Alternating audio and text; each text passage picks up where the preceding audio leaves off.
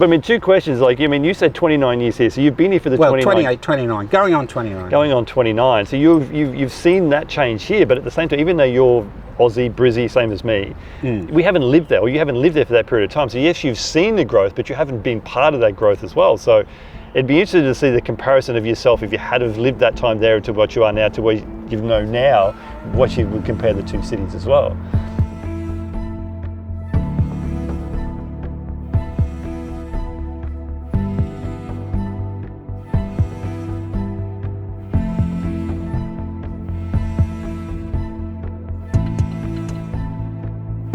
I mean, Brisbane's grown a lot, but it still hasn't grown much compared to what Shenzhen... Oh, Brisbane has grown quite a bit. A lot, but when you compare to what you've seen in Shenzhen for 29 there is years... no comparison. There is no comparison. So that's what I'm saying. To see what your thoughts are now, if you had stayed in Australia and stayed in Brisbane for that period of time, what your thoughts of China now would be like, compared to now being in China for 29 years, seeing what it's come from to what it is now, which is also why I see from what most conversations with you, you're very happy with your life here. You've seen it, you see the value of living a life here, the benefits that it provides, the convenience, the cleanliness, the changes. Sure.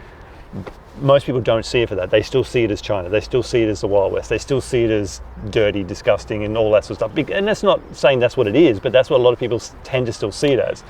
Right. And yes, there's a lot of tourism coming here now. A lot of people saying, oh wow, it's so futuristic and everything else. But you've seen it for the real side. You've got a true vision of what the city's gone through and where it's at. Yeah, vision. Maybe that's. I don't think that's right. Well, not vision's the right word, but a true perspective. Perspective. Yeah, that's probably a better word. Yeah, an oversight of how it's changed from a real person living here, from an outsider going through all that as well. Which is, there's not going to be that many of you in Shenzhen that have been here for that period of time to see the changes of Shenzhen over that 28, 29 years. For about the last 10 years, I've been in a zone that is a little bit hard to fathom, which is that the vast majority of Shenzhen residents, Chinese residents, have been here less time than I have. Yeah, you're more Shenzhener than they are. Which is what people tend to say. You know, I will answer you, I will get to the point, but I have to say one thing, which, you know, I do like living here. I really, really do like living here. And in some respects, I guess you could say I love living here, but at the same time, I actually still call Australia home. And when I do go to Australia, and I am in Australia over the years, you know, every year I've gone back a number of times. It still pulls you back. It still has that little heart tug of, you know, this is your home, and I get the same. There's been a number of points during this time where I've turned around to my family here and even reached out to the consulate and said, oh, okay, I'm going to move everything back to Australia now. I've done that a few times, yeah. A number of times, right? I did recently. I'm in the process now of building a bridge back to Australia. I've been back a few times recently in this last year and a half, specifically so that I can spend more time in Australia, because I do want to do that. Can I ask why? I suppose it's part of what was the early, I'm not going to say the early dream, but the early kind of objective, which was I didn't want to live anywhere overseas permanently. I never really went overseas at any time to go and live somewhere else. I never left Australia. Yeah. It's always it's living here, but it's never been to say this is now my home. I'm going to become a resident here. I'm going to stay here indefinitely. Everything's always been a stepping stone of live a bit of time, build a bit of yourself, build a bit of knowledge, build a bit of whatever it is, money, investments, whatever, to eventually come back to where you're from. Where you're from, right? To come home. To come home, yeah, right? I agree. And you know, we talk about expatriates. Right. Once you leave home, you're an expatriate. Yeah. And even as a traveller, as a tourist, you're an expatriate to some degree. Yeah. And so as we go on that journey, without actually thinking, you know, it's different from someone who's fleeing a war zone or anything like that.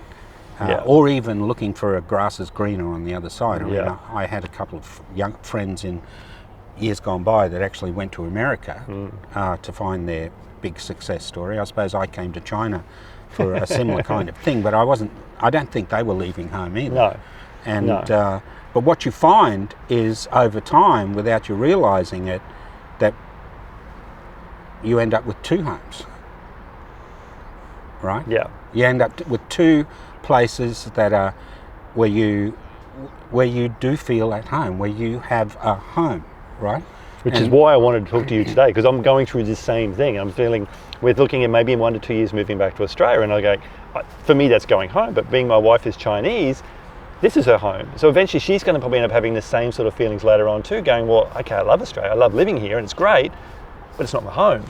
Well, maybe you should be thinking she's going to go to Australia, which she may have visited, as a tourist. But living somewhere, that's a different kettle of fish. Yeah, and I have to be waiting for that. And then the individual goes on that journey. Then, right? Yeah. That's that journey of I don't, all of the things what I like and what I don't like. Yeah. Maybe I should, And there will always be that. We've got that here. Like that's why we're probably going back to Australia, because even though we love living here and we love the city, there's always still these little things going, it's not like home, or this is not what I wanted for there's all these little things that will probably, which create that reason of why you want to be moving back to Australia.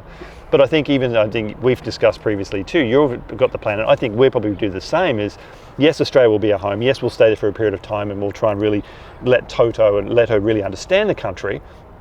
But this is still our home as well. So I think eventually we're going to end up having those two homes. We're going to probably end up spending a fair bit of time in Australia, but then still come back and spend a quality amount of time here so that she can still have her greater family is still here, all in northern China, but her home is still here. Her family's always going to be here.